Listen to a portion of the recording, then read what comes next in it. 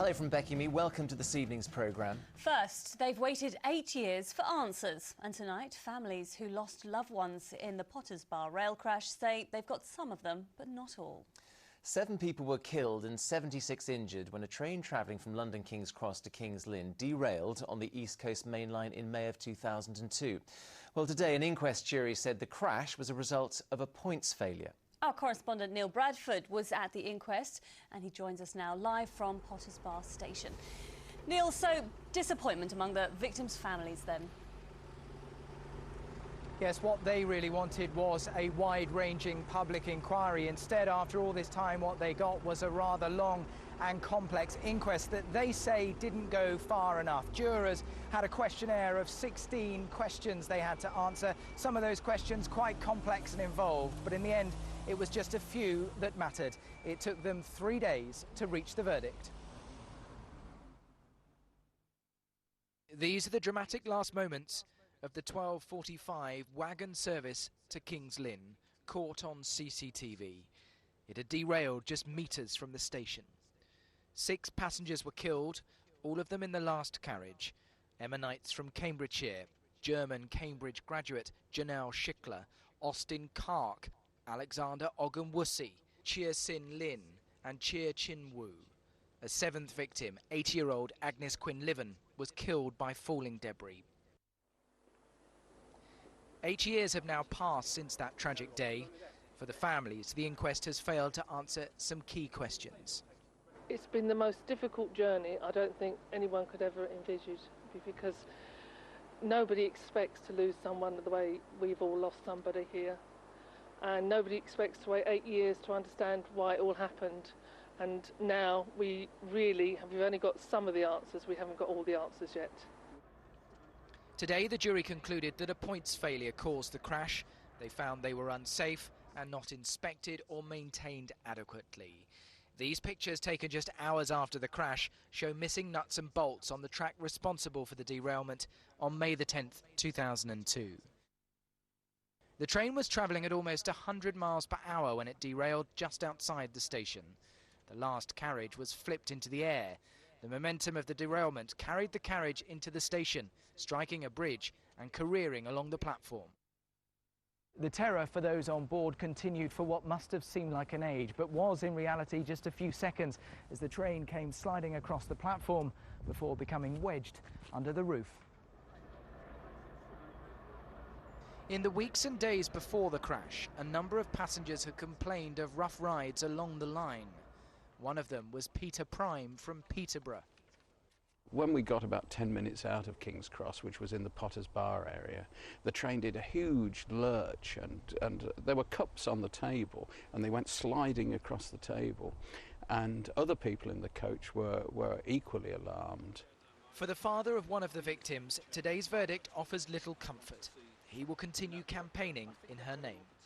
Emma was a very vibrant people person. She loved people, she loved life, and I know that she would never want any other family to go through the trauma that this has put us through. And I think a lasting tribute to her and to her nature would be if I carried on the fight.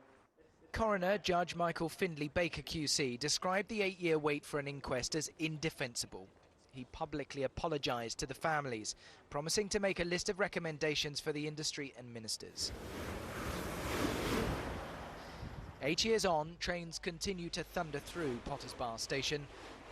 A plaque on the platform and a memorial garden are now permanent reminders to those who lost their lives. Their families say the best tribute of all would be a safer railway.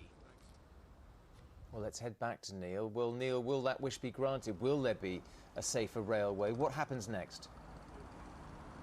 Well, news as commuters return home tonight is that the Office of Rail Regulation is looking to see whether criminal proceedings can follow.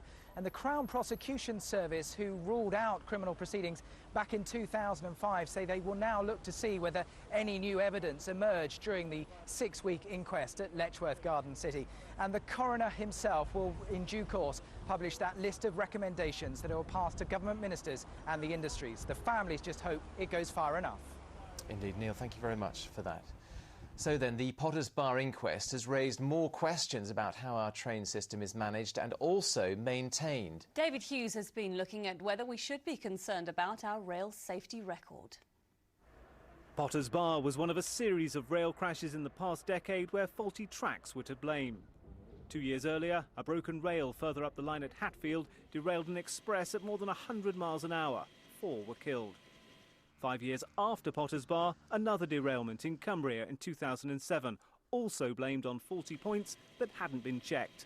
It's clear from the evidence given to the inquiry that the privatisation of the rail industry created a number of problems in terms of having the right staff, being properly trained and being competent. We're now in a situation where we see a greater use of agency workers and subcontract environments starting to develop as a result of the cutbacks and the savings Network Rail have got to make. Potters Bar had already highlighted the points as a weak spot on the track system, and changes were implemented. The junctions now have double rather than single bolts. So why did it happen again in Cumbria, and could it happen again? Well, we have changed a lot since this happened years ago. The railway was different then. Maintenance was done outside what is now Network Rail. Network Rail itself didn't exist then. We brought maintenance back in-house very quickly, and we're running a much better railway than was the case then. There are 500,000 rail passenger journeys a day in the east of England, a figure that has almost doubled in the past 15 years. More and more people are taking the train, but are they worried about safety? In terms of the maintenance, I'm sure the culture has improved, but it's difficult as an ordinary layman to have any idea if it's better or not.